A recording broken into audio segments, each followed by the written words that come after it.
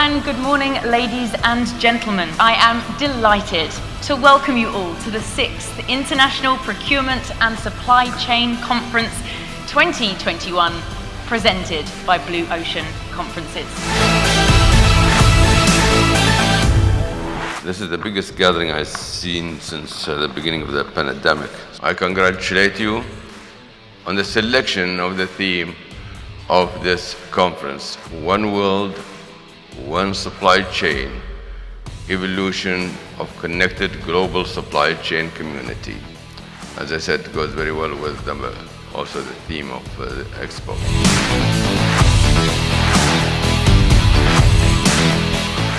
We're going to get started now. This is an important one. It talks about the role of women in procurement and logistics. How successful are women in the world of the supply chain? Are there equal opportunities for women to shine in this field? To discuss more on this topic, please welcome our members for this session. The moderator, please welcome her to the stage, Senior Manager in E-Commerce from Al Shire Group, Ms. Nina Stephanie Falk. Nina, thank you. And the panelists are Head of Procurement from Shelhu Group, Anna Konoplianikova. We have Dr. Amr El Fawal, Operations Director, Regional Head from MEA Turkey from Henkel. Dr. Jasim Al Ali, Deputy CEO of Corporate Sector and CEO of Happiness and Wellbeing at Dubai Media Incorporated. Rajesh Bhandari, Senior Director, Academics at Blue Ocean Academy. And Dr. Sunil Manjarekar, CEO from Sandbook Quality Consultancy. Ladies and gentlemen, your panel, thank you. Exciting topic, breaking the barriers. And we're starting with the first question. Gender inequality, the role of women in logistics. Is it a myth or reality? Unfortunately, it's not a myth, unfortunately, in supply chain. So we work across multiple countries, multiple regions.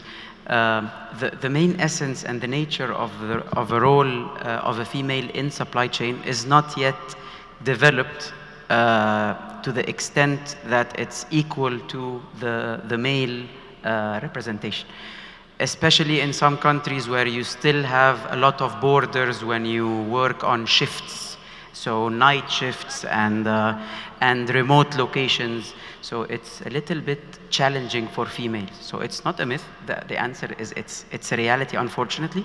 But most of the organizations are working on enhancing this. And whenever we come to white collars or office jobs, the percent of females gets much, much better. That's well said. I would say one of a few, or sometimes the only woman in the room. Today we are few. What do you see, Anna, how this can be driven and improved further? I think just to add to what has been discussed quite extensively from the morning is I believe procurement and logistics is going through incredible transformation. And one of the things, important points that both procurement and logistics are getting the center stage, which requires very different skill set, which requires very different flexibility, agility. And that's an opportunity also for tapping into and attracting new talent pool, including women, including, different, as well as the way you look at the different skill set and what you're looking in order to advance your logistics and procurement function, that's exactly the same, yeah?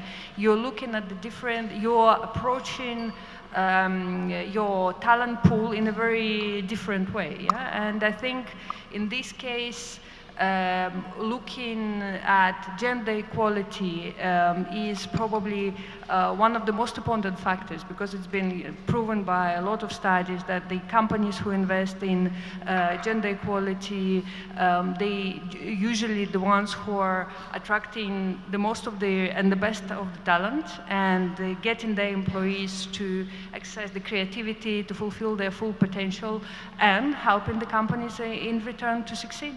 So yeah, it's a great time. Absolutely. Dr. Jasim, you spoke about leadership this morning. How do you see the leadership seeing women in logistics? Do you think there is a perception that the operational roles are designated for men? Well, I think we have a lot of females here, and as CEOs in Dubai Incorporated Media, I see there is lots of females. They approve themselves in the organizations. If you look at the ministry levels, we have more than 9 ministries in the government, which really they prove themselves. And I think we have to change the stereotype of the managerials and leaders to shift from the old perspective to the new perspective. If you look at the females, they are much better than us in listening. They are more and better communicator. They are more enthusiastic. They are better in terms of networking, and they are really appreciate the good working of the people.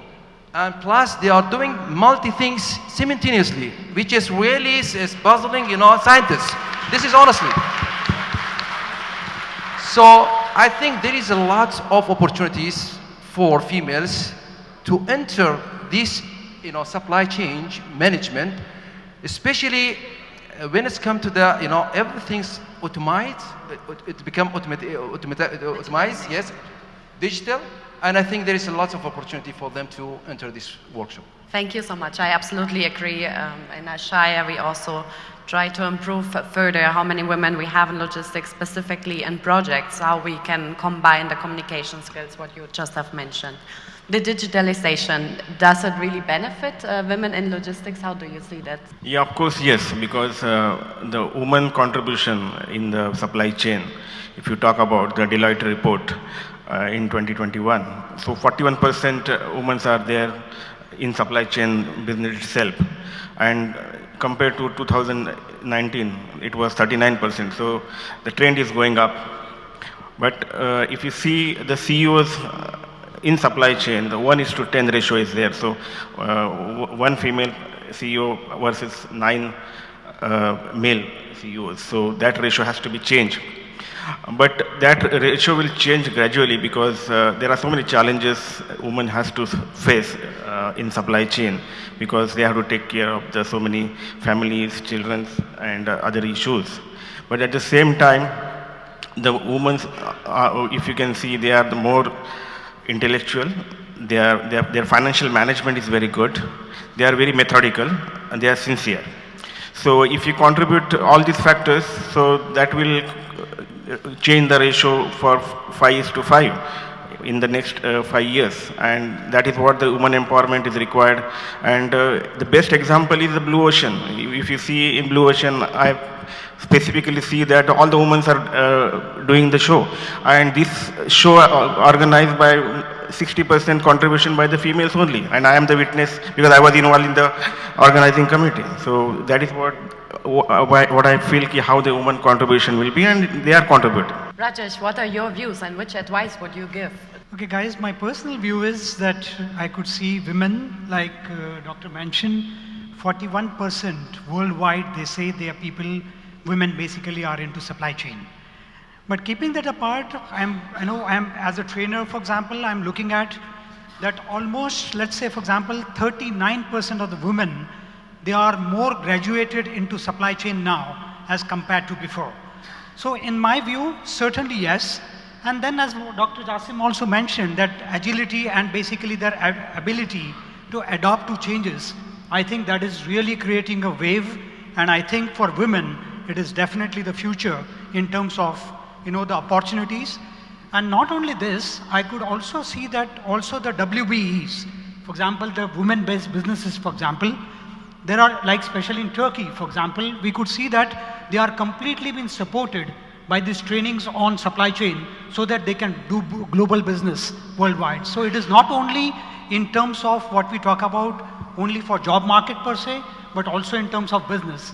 And we always say today that the competition is no more between companies, the competition is between supply chain of the companies. So certainly this is certainly the future, and I think women definitely stand, in fact they already stand a chance, and they are already there for the future.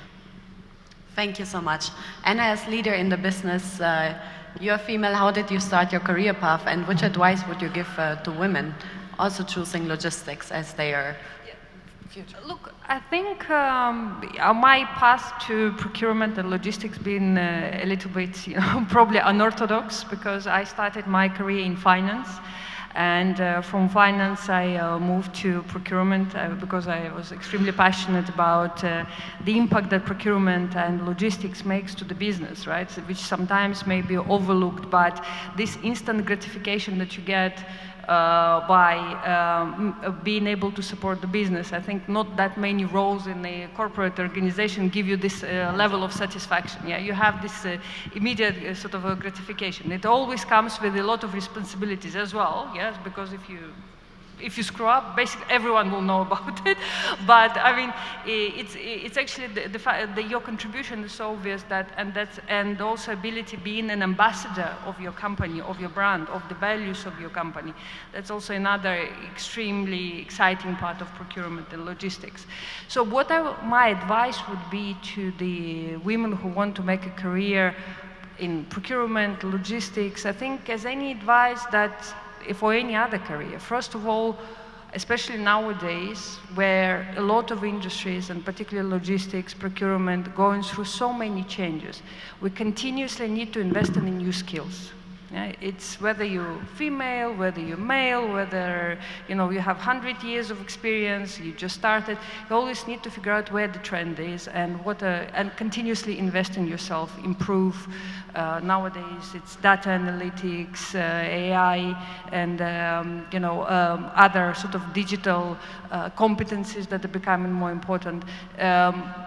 Soft skills are so important, and again, maybe like some of the guys you mentioned, women might have a certain advantage in that, yeah. But emotional intelligence, IQ, this is something that AI will never replace, right? And that's where procurement, I guess, and supplier relationship management, the fundamental sort of skill that is required. And then, very simple: persistence, grit, perseverance. Which is, I think, for this region is not a new skill at all, and I think that's definitely agility. I absolutely agree. I think you should try it. You should challenge yourself, but I think you have to prove yourself also more to sustain in logistics as a woman. What do you see, Amr, when I'm saying that I think I need to prove myself? Yeah, I think for females, since this is the panel, the main topic, yeah, it's a little bit more challenging. So still the perspective is females need to do more to prove themselves versus males. This is the reality, unfortunately, which we are all trying to change. But proving yourself in general is just like what Anna was saying. You need to perform very, very well and prove your leadership, because it's a hands-on business. It's not pseudo environment. Whatever you do right shows on the spot, and whatever you do wrong will show on the spot. So you have to perform, you have to create clarity between the team, and this is what we are all focusing on post-COVID, because now, just like what Doctor was saying, it's supply chains competing against each other. So if your supply chain is not working well, with all the billions of dollars that are spent on marketing, sales, they will not do the job unless they have the product or they have the service being in place and in time. Thank you so much. Dr. Jasim, would you like to contribute something on that? Well, actually, we are living in United Arab Emirates. The opportunity is huge, especially for females. And there is a huge support from the government, from the private, from logistics, from the strategists. There is nothing is impossible. I think the females, they need to be more stronger in terms of the supply chain. I think there is a lot of opportunity, and there is they should think from mentorship perspective. So they need to find someone, the right person in the organization, to support them and have a clear career path for themselves. And they will there. I'm pretty sure. Now we reached 42%, as mentioned, Doctor. So gonna be within 1 or 2 years 50%, overall. there is a good opportunity for them. That was a nice statement. Everything is possible in the UAE. Across the MENA region, I think it's improving. Bahrain and Oman afterwards also. The females in logistics are high, whereas the other markets still coping up. But I think there's a lot of support, and I think it's very good for business to have a balanced genders. How do you see, Sunil, how can the companies improve further, and what would be your tips? In order to improve the company's image with the women empowerment, the first thing what all the organizations they should do, the learning and development, the leadership training to the women, and they can make as a supply chain as a career by training and development. So Blue Ocean is already taking a lead in this region, so they can join the for the trainings. At the same time, the organization has to improve their skills. They have to send the women from the different conferences, exhibition like this, so that will impart their confidence, and it will add the value to the organization. Who is an idol, you would say, if you would choose one female leader, Amr? Oh, yeah, that's a good question. So, female leaders, I think the past 18, 20 months, we've seen a lot of female leaders acting very, very efficiently and effectively within such a crisis. And I would go to females who led nations.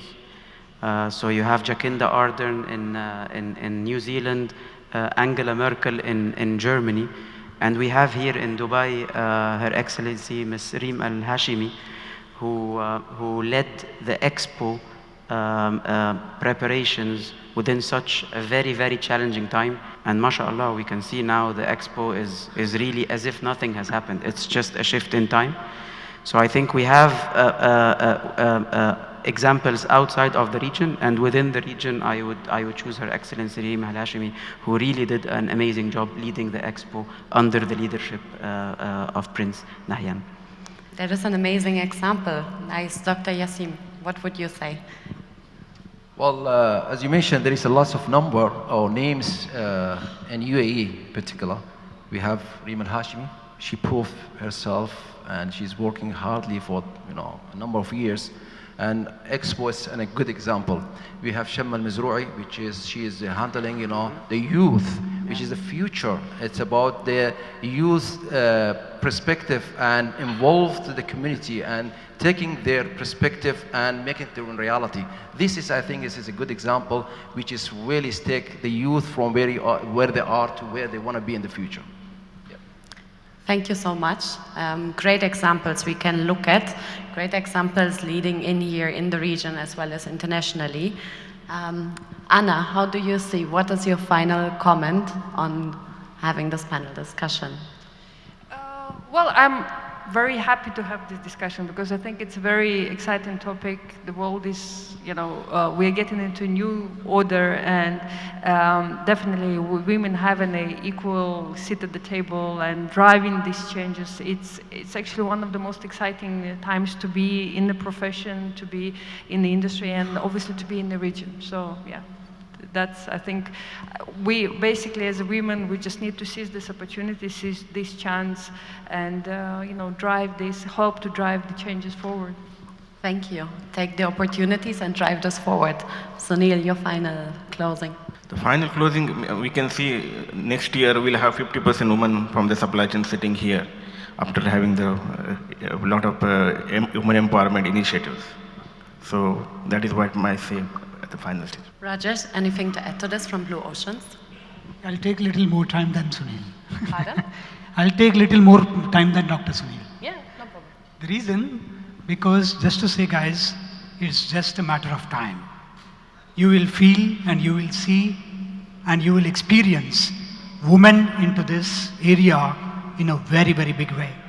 Guys, I was just reading some reports and I could find that middle level, basically job opportunities and women, they are very difficult to find because especially during this pandemic, we could see that a lot of women were in demand, especially at the middle level.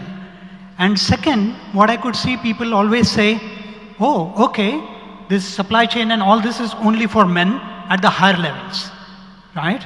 But you can see yourself, Anna, You can see yourself as well, and you can see so many women today. They are at so many higher positions into supply chain. I think that is just a myth. In my view, yes, with experience and then with trainings, proper guidance, and as what Dr. Jasim mentioned, that in terms of the support with the right organizations, I think definitely women stand a very, very bright future also at the C-level suit as well. Please, anything to add? Well, if you look at the statistics, you will see the females that are, much better educator than male, and I think the future perspective of females in the workforce is going to be much better or much higher in the workforce compared to males. They used to ask always about their rights, about the balance in the workforce. Probably within the next 3 to 4 years, we are going to ask about our rights. No, we need you. Yeah. So I think they have a great, opportunistic career path in the future. Thank you so much. Amr, anything from your side? Yeah, just adding to all the value, the great value added by everyone, I think it all comes from the leadership. So whenever you have a leadership that has the vision for females and that sees the potential and capabilities, and not just limit ourselves to just the male gender, and we are limiting our pool of talent. So whenever it comes from the leadership and the vision, which we really have here in the UAE, you get a very, very bright future ahead. Thank you so much. One really important skill, and this is how I want to close this panel discussion, is time management and logistics. And we still have 5 minutes to take any questions here from the room and the audience to our panelists. Actually, this is not a question, just 2 points that I'd like to make. The first one is, when Blue Ocean were planning this conference, and they decided to put in a panel meeting panel discussion about women, it might have been really good to have had 4 women on the panel and a token man, rather than the other way around. We are still a few, but we are happy to have you in the room. Thank you. And the second point I'd like to make, that until we expect companies to publish the demographics related to minority groups, we will not make the impression that we want to make. Amazon have just recently had to publish their demographics across the company, and there are no surprises there. So maybe Blue Ocean could pick that up at their next conference and see what else we can do to get women better represented in this industry. That was a very strong statement. Thank you so much. Thank you very much for our panel, but do stay where you are, although you may stand, of course, because I'm going to ask Mr. Douglas Kent, Executive Vice President of Strategy and Alliances at Association for Supply Chain Management, and Mr. Abdul Aziz, Chairman of Blue Ocean Academy, to the stage to give a small token of their appreciation.